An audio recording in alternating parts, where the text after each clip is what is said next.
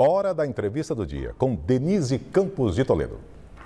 E vamos falar agora sobre aposentadoria, programa Jovem Aprendiz, antecipação de abono salarial. Eu converso com o ministro Onyx Lorenzoni, do Trabalho e Previdência. Ministro, boa noite. Boa noite, Denise. Boa noite a todos os amigos e as amigas que estão na TV Gazeta. Bem, ministro, nós tivemos agora a definição do reajuste das aposentadorias. É a novidade do dia, né? A aplicação do índice de 10,16%, mas tem um diferencial dependendo de quando a pessoa teve aposentadoria no ano passado e também em função do valor que ela recebe, não é? Correto. Essa é uma atualização obrigatória por lei, que já foi efetivada para regularizar já os pagamentos a partir do mês de janeiro. Agora, isso já começa a ser pago a partir de fevereiro? Sim. E, ministro, no caso, por exemplo, de quem recebe o mínimo, o valor passa a R$ 1.212, perde para a inflação. Como é que o senhor vê esse cenário no momento em que há aumento da pobreza, tem o Auxílio Brasil tentando reforçar, inclusive, a condição de vida, tem outros programas do governo para tentar minimizar essa situação? Bom, na verdade, o governo do presidente Bolsonaro vem produzindo, né, um conjunto de programas e de ações que acessam e permitiram no ano de 2020 e 2021 que os mais vulneráveis tivessem uma condição de poder enfrentar a pandemia, né? Eu lembro que em 25 de março de 2020, o presidente Bolsonaro foi o único líder mundial que disse que a pandemia precisava ser tratada com equilíbrio. Haver os cuidados com a saúde da população e em nenhum momento houve nenhuma desatenção com isso, ao contrário, foram bilhões e bilhões de reais investidos na produção de novas UTIs, na aquisição em 2021 de vacinas, tanto que o Brasil hoje é o terceiro país do mundo que mais vacinou, e por outro lado, nós tivemos um conjunto de programas do auxílio emergencial, passando hoje pelo Auxílio Brasil, passando pelo benefício emergencial que manteve 11 milhões de empregos de carteira assinada, pelo Pronamp, que permitiu que milhões de micro e pequenos empresários pudessem sobreviver ao fecha-tudo, ou seja, o equilíbrio foi obtido graças a um gigantesco esforço e a uma cesta de programas que foi desenvolvido pelos vários ministérios da equipe do presidente Bolsonaro. Agora, ainda temos um nível de desemprego muito elevado. No ano passado, houve geração de 3 milhões de empregos formais, houve a sustentação de um dos programas do governo, mas quando se pega a PNAD do IBGE, o nível de desemprego ainda é muito alto. São 13,5 milhões de brasileiros ainda sem emprego. Tem algum programa adicional pensado pelo governo para tentar estimular? Lembrando que a projeção é de crescimento muito fraco da economia agora em 2022, né? Bom, primeiro lembrar, né, a diferença entre governo que serve a população e governo que se serve da população. Os últimos 2 anos do governo Dilma foram destruídos no Brasil sem nenhuma pandemia, apenas por má escolhas e pela roubalheira, 2,5 milhões de empregos com carteira assinada.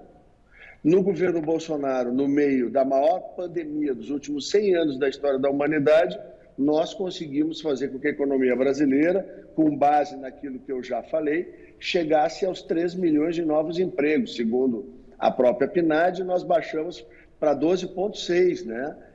Houve o recuo do desemprego no Brasil. Nós temos sim, na próxima semana, deveremos apresentar, os estudos estão se concluindo no dia de amanhã, nós deveremos apresentar programas que vão estimular e criar uma rampa de acesso social para tirar alguns milhões dos trabalhadores que estão hoje na informalidade e permitir que eles cheguem na formalidade, através de 2 ações muito importantes.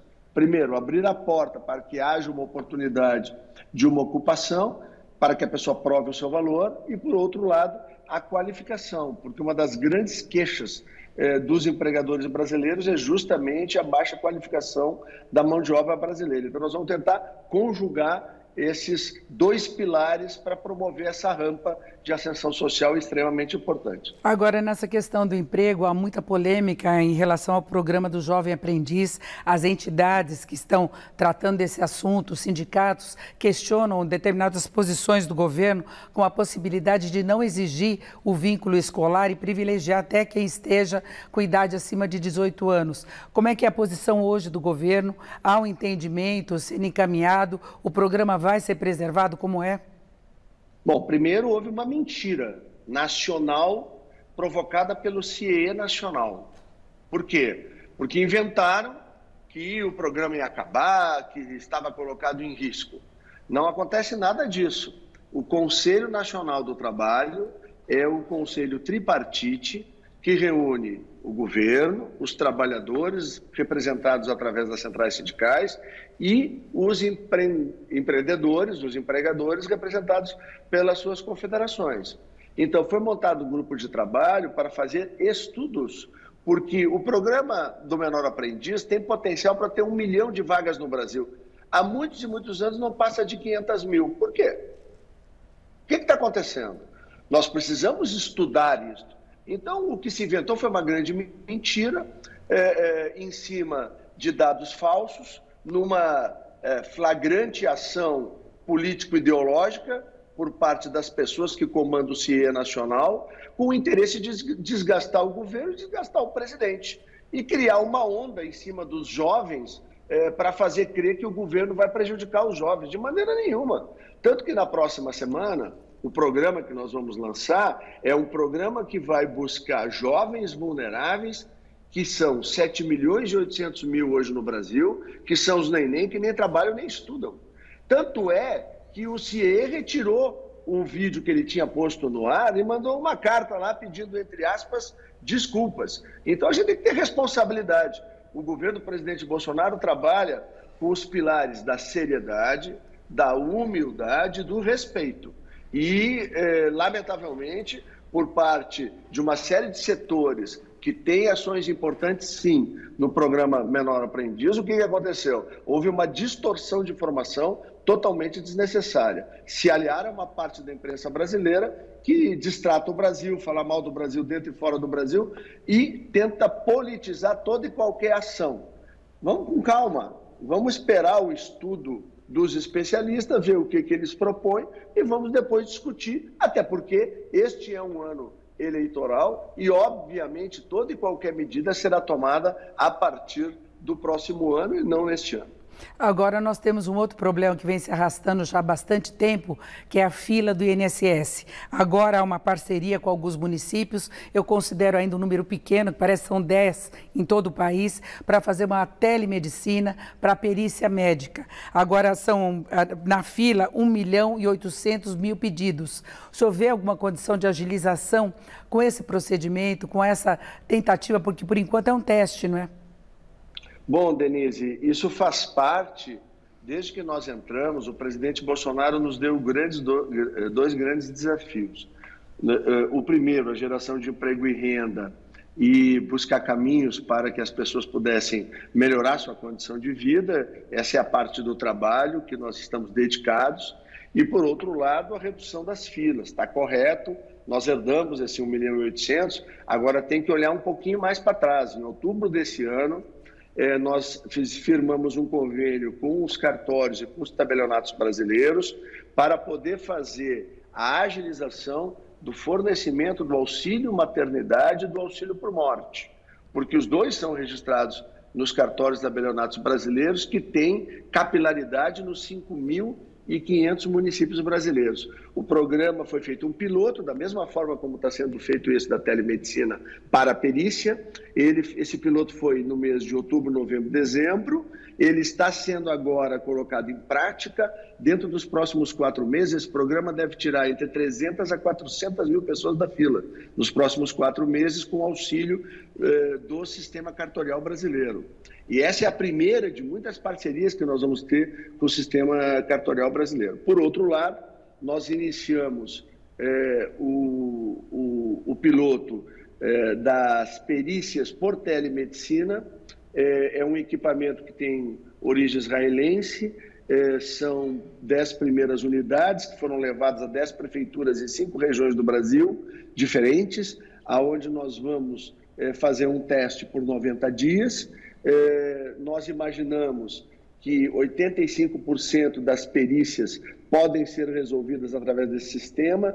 Isso otimiza muito. Nós temos em torno de 4.000 médicos peritos no Brasil, temos 5.500 municípios, então, numa avaliação rápida, se percebe o quanto pode ser útil essa evolução tecnológica, e nós acreditamos que essa já poderá estar na rotina, se for tudo ok. Final de abril, início de maio, nós poderemos escalar de maneira muito intensa esse tipo de trabalho no Brasil. Agora, ministro, esse atraso todo na liberação dos benefícios tem relação com as informações que nós temos de que 10 mil servidores saíram do INSS. E não poderia haver uma substituição, uma ampliação, já que é um serviço essencial? Claro, 10 mil servidores se aposentaram do INSS nos últimos anos, esse é o fato. Nós estamos trabalhando com o retreinamento interno, estamos buscando servidores também em outros órgãos da administração pública para qualificá-los, estamos usando todas essas novas tecnologias para permitir que a gente possa avançar, e a gente tem dito, viu, Denise, que para todas as equipes do INSS, que nós precisamos ter um atendimento ágil, respeitoso, mas muito carinhoso com todos os aposentados, todas as pensionistas, porque as pessoas que nos procuram, elas estão sempre numa situação ou de uma necessidade premente, ou então elas são aquelas que, respeito, principalmente, nós estávamos brincando, né? Eles estavam mantendo o Brasil de pé. Daqui a alguns anos seremos nós que estaremos lá, né? Então respeito acima de tudo, né? Inclusive nas filas.